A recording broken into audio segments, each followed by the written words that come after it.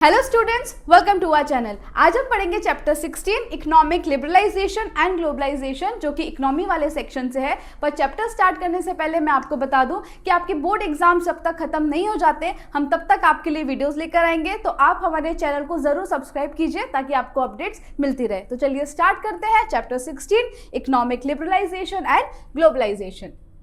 तो इंडिया में इंडिपेंडेंस के बाद भी हमको ज़्यादा कुछ ग्रोथ देखने को नहीं मिल रहा था। तो गवर्नमेंट ने क्या किया, बहुत सारे तरीके अपनाए। फिर एट द एंड उन्होंने इंडस्ट्रियल रिफॉर्म्स इंडिया में लेकर आए। अब ये इंडस्ट्रियल रिफॉर्म्स क्या है, हम इनको कहते हैं LPG, यानी कि लिबरलाइजेशन, प्राइवेटाइजेशन और ग्लोबलाइजेशन। तो इन तीनों के ही बारे में हम इस चैप्टर में पढ़ने वाले हैं। सबसे पहले इंट्रोडक्शन देख लेते हैं। So when India became independent in 1947, हमारी गवर्नमेंट ने क्या डिसाइड किया था, एक ऐसा पाथ एक्सेप्ट करेंगे जिससे हमको जल्दी से इकोनॉमिक डेवलपमेंट मिल जाए। It took over the charge of achieving speedy economic development bye implementing 5-year plans.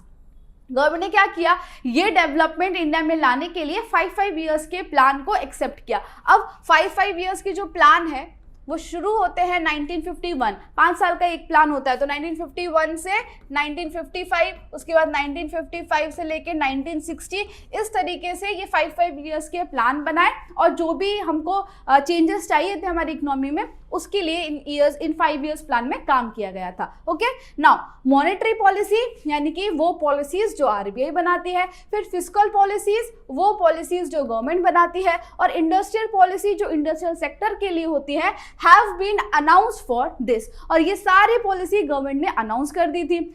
Although many of these plans were completed, success was not attained in achieving economic development in true sense. हमने इन सारे plans और policies को implement किया, वो सारे plans complete भी हुए, लेकिन जितना सक्सेस हमको मिलना चाहिए उतना हमको नहीं मिला। फिर गवर्नमेंट ने क्या किया, इन्वेस्टिगेशन चालू की कि हम कहाँ पीछे पड़ रहे हैं, कहाँ गलती हो रही है हमसे, और रीजन क्या है हमारे प्लान के फेल होने के। अब ये सब इन्वेस्टिगेट करने के बाद गवर्नमेंट ने डिसाइड किया कि हम न्यू इकोनॉमिक पॉलिसीज लेकर आएंगे और इससे हम अचीव करेंगे हमारे इकोनॉमिक डेवलपमेंट, और पास में जो भी एरर्स हुए हैं उनको हम रिपीट नहीं करेंगे। तो ये पूरा एनालिसिस के बाद इंडिया में इंट्रोड्यूस हो जाते हैं इंडस्ट्रियल पॉलिसी रिफॉर्म्स ऑफ 1991।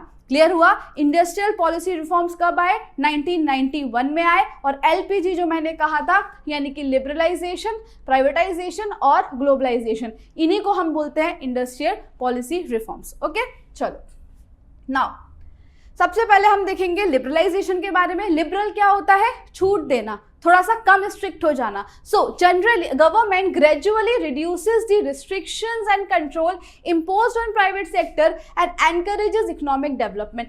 पहले गवर्नमेंट इतनी आसानी से कोई भी प्राइवेट बिजनेस को चलने नहीं देती थी। अगर प्राइवेट को अपना बिजनेस करना है तो बहुत सारे रिस्ट्रिक्शंस थे, बहुत सारे रूल्स एंड रेगुलेशन फॉलो करने पड़ते थे, जिसकी वजह से क्या होता था कि इतने ज्यादा प्राइवेट आपको बिजनेस देखने को नहीं मिलेंगे पहले। उसका रीजन क्या है, क्योंकि ईस्ट इंडिया कंपनी आई, वो भी एक प्राइवेट थी जिसने धीरे धीरे करके इंडिया में राज कर लिया। तो इसलिए ये डिसाइड किया गया था कि हम प्राइवेट को इतनी पावर नहीं देंगे, है ना। लेकिन जब ये प्रोसेस चल रहा था तो हमने देखा कि भाई इंडिया में तो ग्रोथ ही नहीं हो रहा है। तो इकोनॉमिक लिबरलाइजेशन इसलिए लेकर आए कि गवर्नमेंट ने अपने रिस्ट्रिक्शंस, रूल्स और रेगुलेशन को धीरे धीरे कम कर दिया, ताकि प्राइवेट सेक्टर जो है वो भी इस फील्ड में, यानी कि बिजनेस में आ सके। सो गवर्नमेंट ग्रेजुअली यानी कि धीरे धीरे क्या किया, रिस्ट्रिक्शंस और कंट्रोल जो कि प्राइवेट सेक्टर पर लगाए गए थे उनको कम किया। ध्यान रखना, कम किया, हटा नहीं दिया, ठीक है, हटा नहीं देंगे, उनको कम करेंगे। रूल्स और रेगुलेशन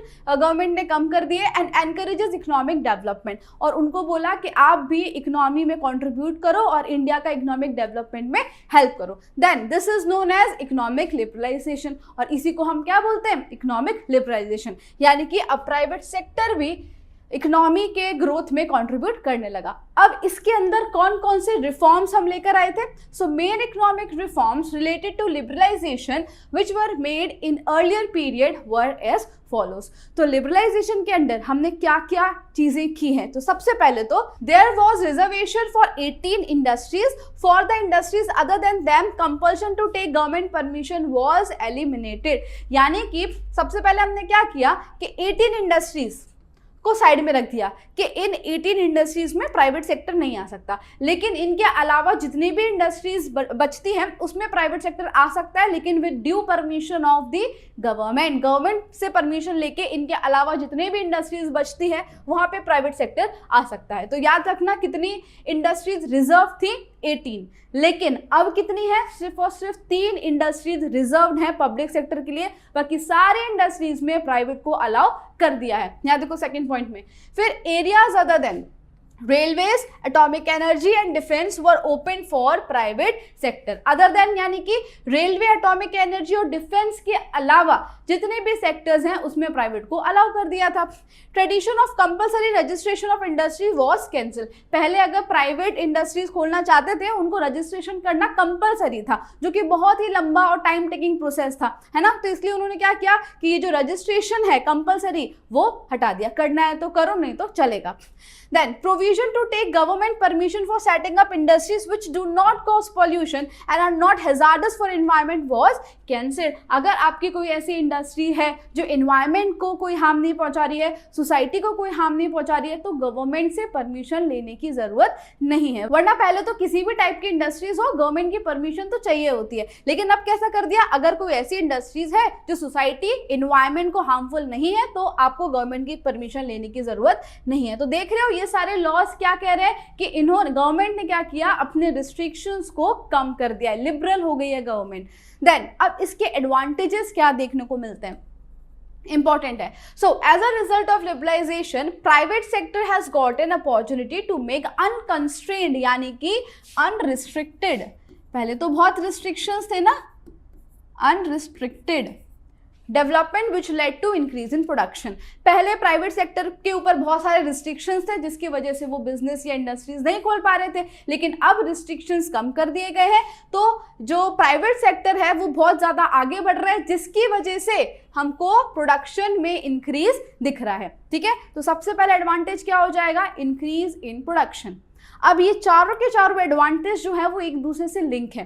जब प्रोडक्शन इंक्रीज होगा तो उससे क्या होगा, because of accepting policy of liberalisation global trade started getting an impetus and there has been increase in global trade. Impetus यानी कि मोमेंटम मिल गया किसको, ग्लोबल ट्रेड को। अब हुआ क्या, जब प्रोडक्शन इंडिया में इंक्रीज हो गया तो हमने हमारी सारी डोमेस्टिक डिमांड जो है वो पूरी कर दी। अब उसके बाद भी अगर गुड्स बचते हैं तो उसको हमने क्या किया, एक्सपोर्ट कर दिया, जिसकी वजह से हमारा ग्लोबल ट्रेड बढ़ गया। So increase in production leads to increase in global trade.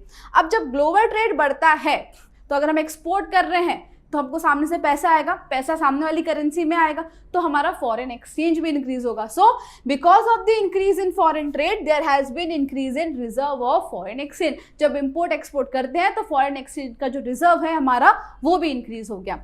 And at the last internal infrastructure facility increase due to liberalisation. अब हमको पता है कि हम ग्लोबल लेवल पर ट्रेड कर रहे हैं, ठीक है। अगर कोई मल्टीनेशनल कंपनी को इंडिया में इन्वेस्ट करना है तो उसको यहाँ पर हमको सारी फैसिलिटीज देनी पड़ेगी, तो जिसकी वजह से हमने क्या किया, हमारा इंटरनल इंफ्रास्ट्रक्चर जो है उसको भी स्ट्रॉन्ग कर लिया। So these are the 4 advantages of liberalisation. सबसे पहला है इंक्रीजिंग प्रोडक्शन, जिसकी वजह से ग्लोबल ट्रेड इंक्रीज हुआ, इसकी वजह से फॉरेन एक्सचेंज रिजर्व जो है वो भी इंक्रीज हो गया, और एट दी लास्ट क्योंकि हमको एमएनसी से इन्वेस्टमेंट चाहिए तो हमने हमारी इंटरनल इंफ्रास्ट्रक्चर फैसिलिटीज भी बढ़ा दी। क्लियर हुआ? चलो अब हम देखेंगे डिसएडवांटेज।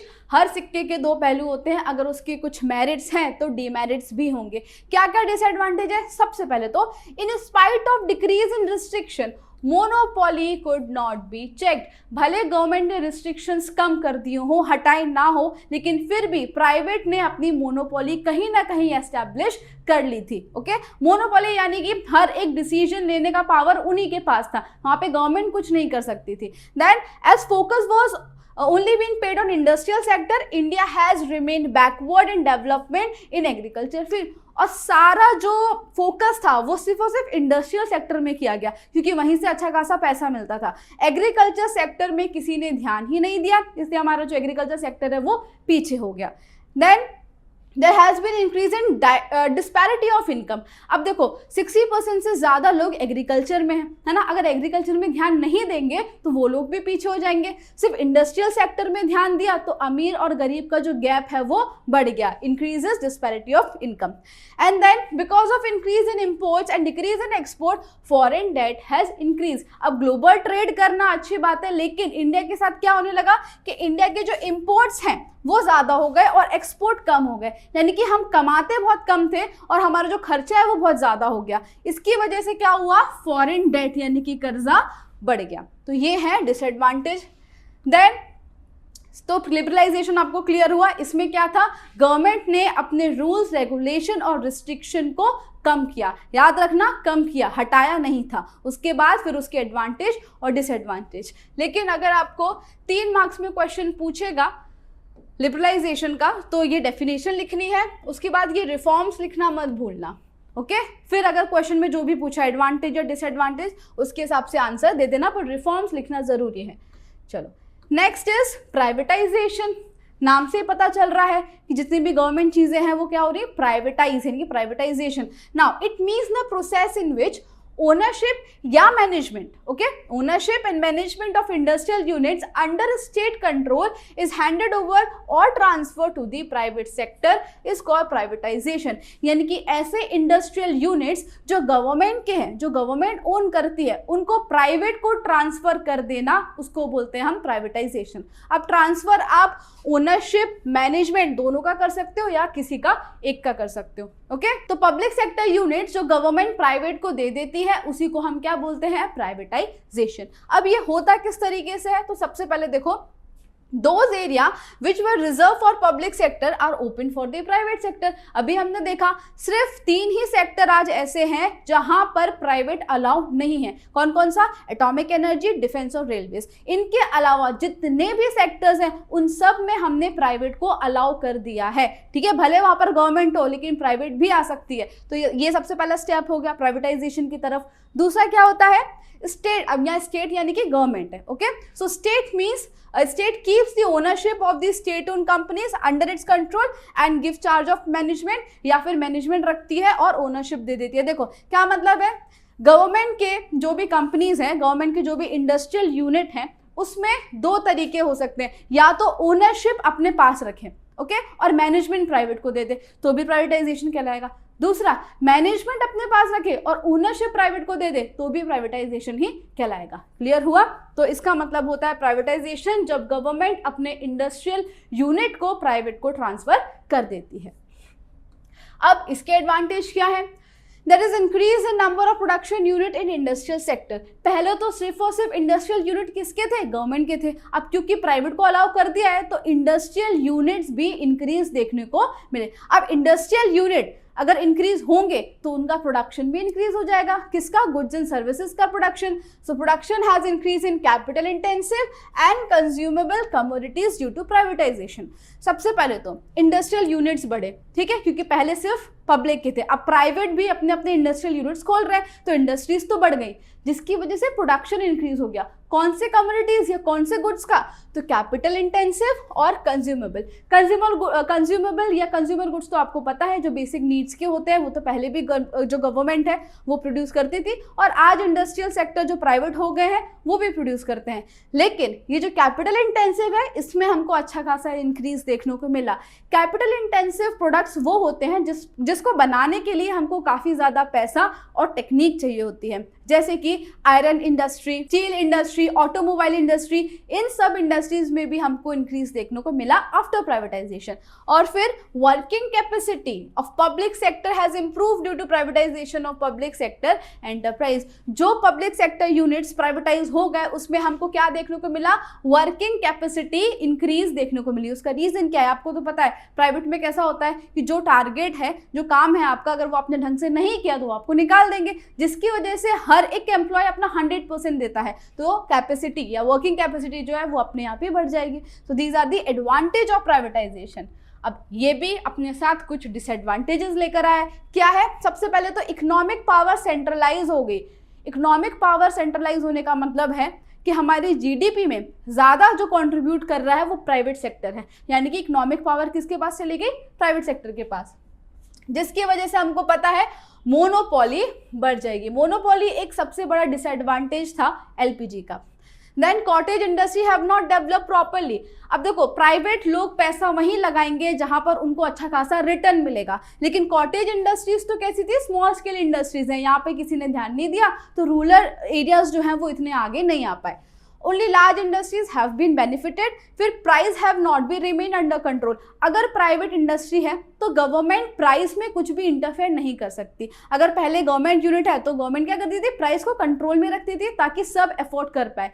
लेकिन क्योंकि प्राइवेटाइजेशन हो गया तो इनका मोटिव सिर्फ प्रॉफिट होता है, तो ये प्राइस इंक्रीज कर देंगे और at the end we have to face the problem of price rise. Clear? चलो नाउ थर्ड क्या है, ग्लोबलाइजेशन। क्या मतलब होता है, अपनी इकोनॉमी को दूसरी कंट्री की इकोनॉमी के साथ इंटीग्रेट करना। Globalisation is the process of connecting one country's economy with the world economy. कैसे कर सकते हैं, ट्रेड से, इंपोर्ट एक्सपोर्ट से। As a result of which, अब इंपोर्ट एक्सपोर्ट क्या क्या चीजें होती हैं, गुड्स होते हैं, सर्विस होती है, टेक्नोलॉजी और लेबर। ठीक है, गुड्स, सर्विस, टेक्नोलॉजी और लेबर। गुड्स सर्विस तो आपको पता ही है। टेक्नोलॉजी का एग्जाम्पल, बेस्ट एग्जाम्पल क्या है, ये जापान से हेल्प लेकर हम यहाँ पे जो बुलेट ट्रेन बना रहे हैं वो एक एग्जाम्पल है एक्सचेंज ऑफ टेक्नोलॉजी का। फिर labour, exchange of labour, Indians जाते हैं दूसरी कंट्री में जॉब करने, पढ़ने, तो ये क्या हुआ, एक्सचेंज ऑफ लेबर हुआ। तो ये सारी चीजें पॉसिबल हो पाई ग्लोबलाइजेशन की वजह से।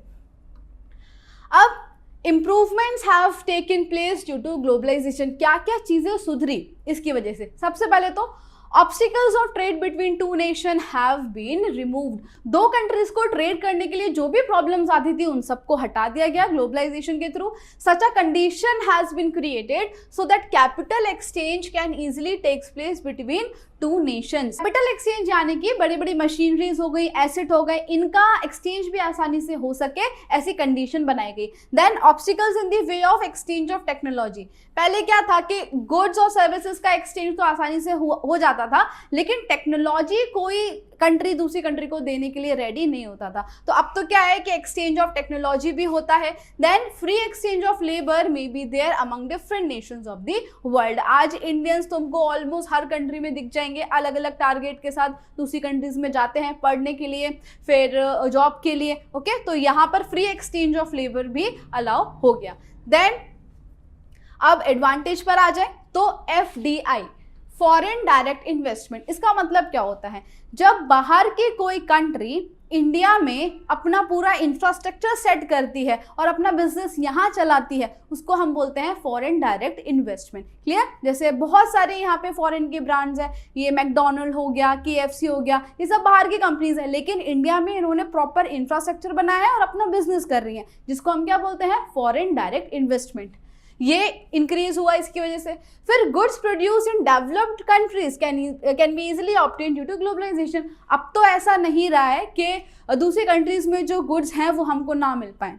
आज किसी भी कंट्री में कोई भी गुड्स हो, अगर आपको चाहिए तो अवेलेबल हो जाएगा आसानी से। उसका रीजन क्या है, ग्लोबलाइजेशन। आज हमारे गुड्स पूरी दुनिया में हैं और पूरी दुनिया के गुड्स हमारे पास हैं। ओके, तो ग्लोबलाइजेशन की वजह से हम कोई भी कंट्रीज के गुड्स को एक्सेस कर सकते हैं। देन डेवलपिंग कंट्रीज जैसे कि India can withstand competition at international level due to globalisation. यानी कि हमको पता है हम जिन गुड्स का प्रोडक्शन कर रहे हैं उसको हमको एक्सपोर्ट भी करना है, यानी कि ये सारे हमारे प्रोडक्ट्स ग्लोबल मार्केट में जाएंगे, तो हमको हमारी क्वालिटी और प्राइस अच्छा मेंटेन करना है, तभी जाके इंडिया के गुड्स ग्लोबल मार्केट में टिक पाएंगे। क्लियर? तो यहाँ से हमारी जो क्वालिटी है गुड्स की वो भी सुधरी और इंडिया जो इंटरनेशनल लेवल का जो कंपटीशन होता है उसमें भी टिका रहा।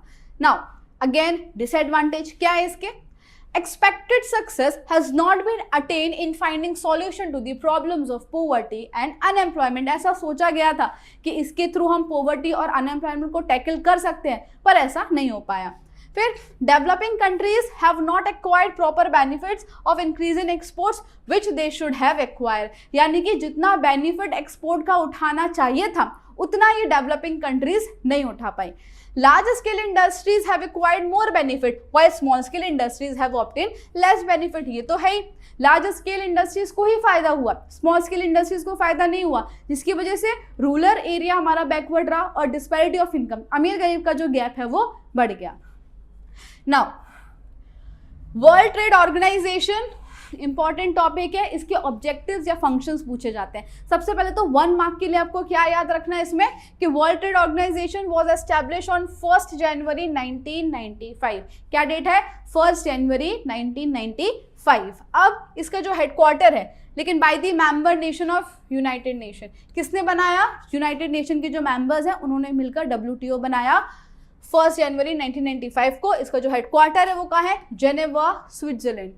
दोनों चीजें याद रखनी है, इसका एस्टेब्लिशमेंट कब हुआ और इसका हेडक्वार्टर कहाँ है? Geneva, Switzerland. Clear? Next, objectives of WTO। तो पहला ऑब्जेक्टिव ये है कि ग्लोबल ट्रेड के बीच में जितनी भी दिक्कतें आ रही हैं, जितने भी ऑब्स्टिकल्स हैं, उन सबको रिमूव करना। दूसरा है to remove protection policy given to industries of country for foreign trade. अच्छा, आपको पता है प्रोटेक्शन पॉलिसी क्या होती है?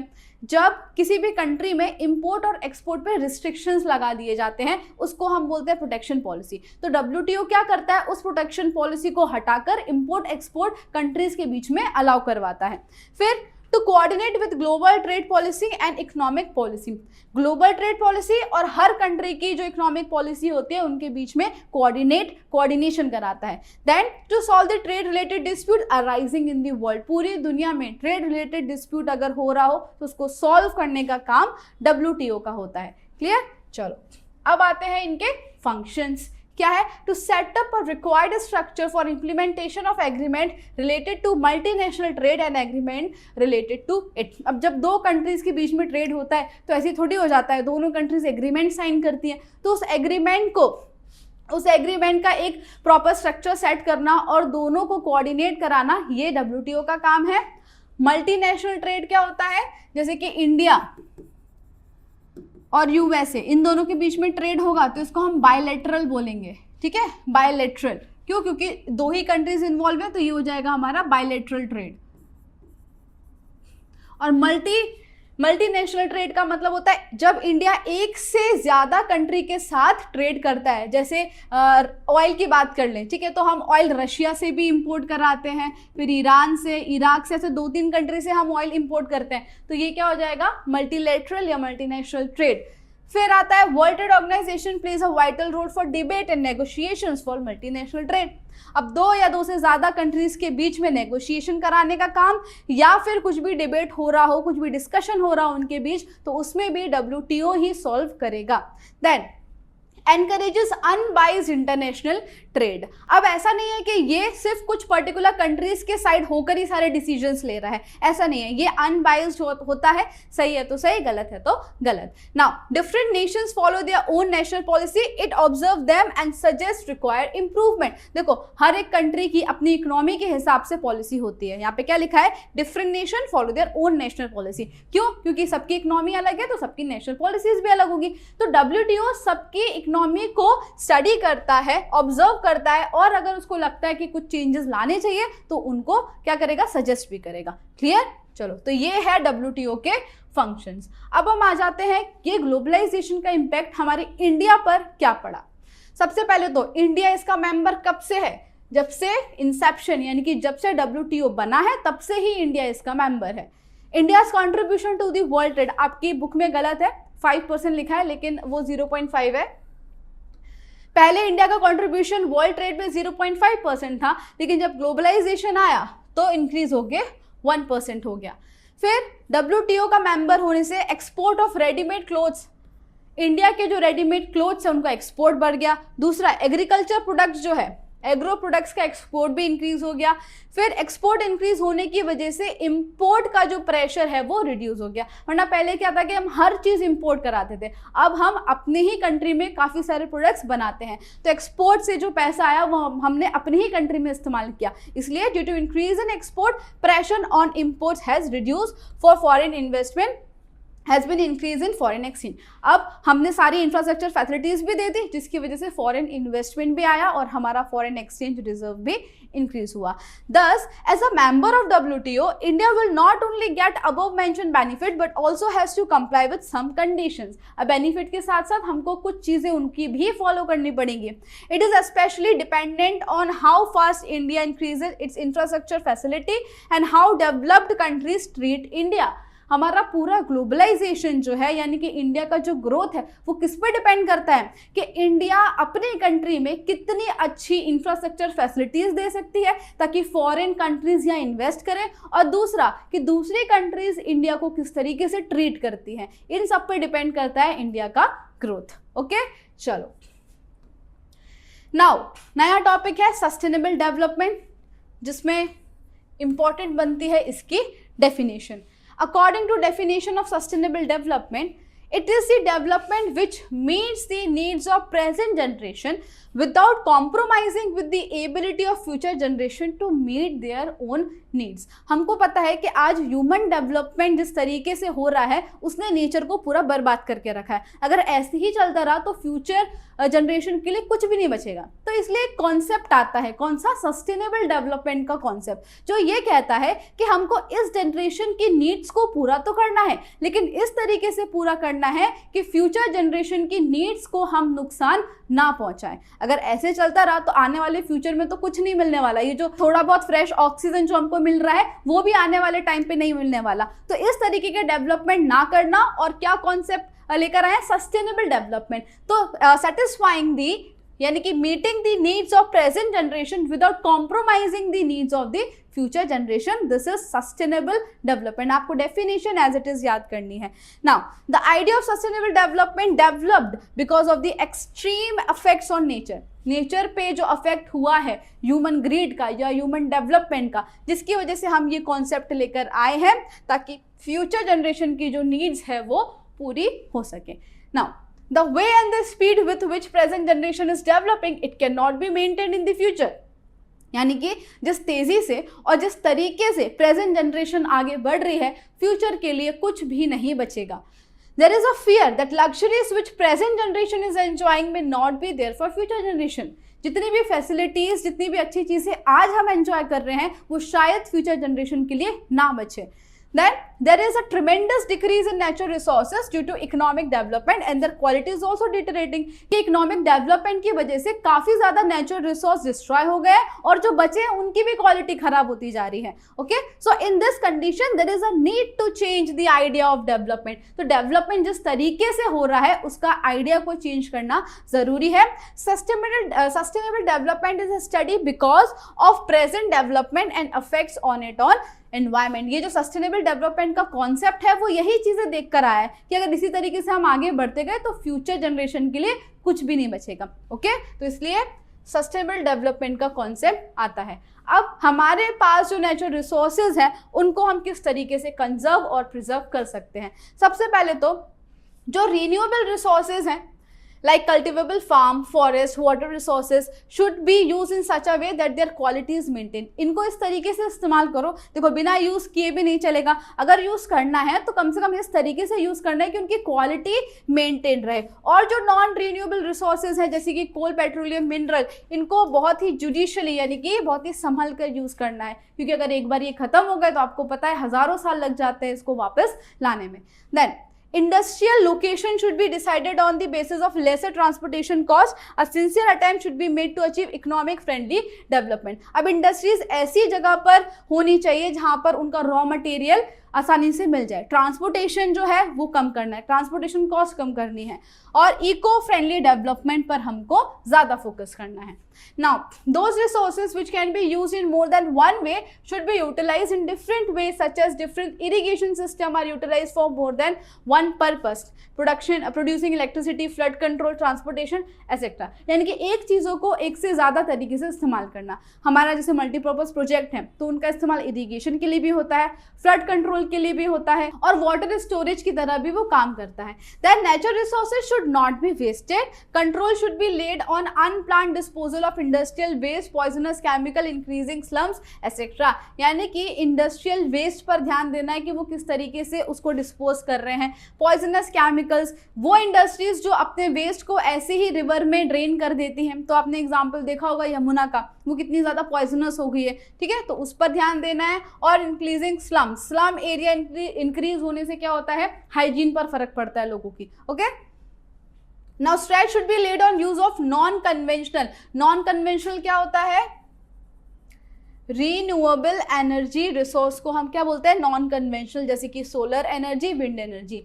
इन सारे रिसोर्सेज को ज्यादा इस्तेमाल करना है as compare to non renewable. Okay, चलो then steps taken to protect environment. कौन कौन से स्टेप्स लिए गए हैं? So for the first time important है बहुत ज्यादा 1 मार्कर के लिए कि अर्थ कॉन्फ्रेंस हुआ था, ठीक है, कहां पर हुआ था, स्टॉकहोम स्वीडन। कहां पर हुआ था, स्टॉकहोम स्वीडन। कब हुआ था, 1972। तीनों चीजें याद रखनी है, अर्थ कॉन्फ्रेंस हुआ था कब, 1972, कहां पर, so Stockholm Sweden. Thereafter from time to time, और उसके बाद ये जो कन्वेंशन है वो होता रहता है, and camps have been organised for protection of environment at the global level in which it was decided to take different step. और ये जो अर्थ कॉन्फ्रेंस है ग्लोबल लेवल पर होता है, यहाँ पे डिसीजंस लिए जाते हैं कि हम क्या क्या स्टेप्स उठा सकते हैं एनवायरनमेंट को सही करने के लिए। India is also involve in these global efforts. Government is also making different efforts at the national level. Example, अब इंडिया की तरफ से कौन कौन से एफर्ट्स हैं, तो सबसे पहला तो information about pollution condition of different cities of nation is presented. Air quality index आता है ना, कि सबसे ज्यादा पोल्यूटेड कौन सी सिटी है, सबसे लीस्ट पोल्यूटेड कौन सी है ना, जिस हिसाब से वहां की स्टेट गवर्नमेंट स्टेप्स उठा सके। तो एयर पॉल्यूशन कंट्रोल या पॉल्यूशन कंडीशन जो है वो गवर्नमेंट दिखाती है हर एक सिटी के। फिर central and state government control boards have been established to control pollution. ये याद रखना है कि एनवायरनमेंट डे हम कब सेलिब्रेट करते हैं, तो 5 जून को। दूसरा 1 मार्कर के लिए इंपॉर्टेंट क्या है कि इंडिया ने पास किया है एयर पॉल्यूशन कंट्रोल एक्ट। कब पास किया, so 1981, air pollution control act 1981। International agreements have been signed for deteriorating level of ozone, disposal of nuclear waste and maintenance of biodiversity. तो ये 3 चीजें कौन कौन सी, ओजोन लेयर जो डिप्लीट होती जा रही है उस पर, दूसरा न्यूक्लियर वेस्ट का डिस्पोजिशन कैसे करना है वो, और बायोडाइवर्सिटी को मेंटेन करने के लिए इंटरनेशनल लेवल्स पर सारी कंट्रीज एग्रीमेंट करती हैं। क्लियर? तो ये सारे स्टेप्स हैं हमारे एनवायरनमेंट को, नेचुरल रिसोर्सेज को प्रिजर्व और कंजर्व करने के लिए। Okay, and at the last, conservation of environment is everyone's responsibility. ऐसा नहीं है कि सिर्फ गवर्नमेंट ही करते जाए, जो सिटीजन्स हैं उनको भी इतना सेंस होना चाहिए कि ये सारे जो नेचुरल रिसोर्सेज हैं वो कितने इंपॉर्टेंट हैं और इनको हमको भी प्रिजर्व करना है।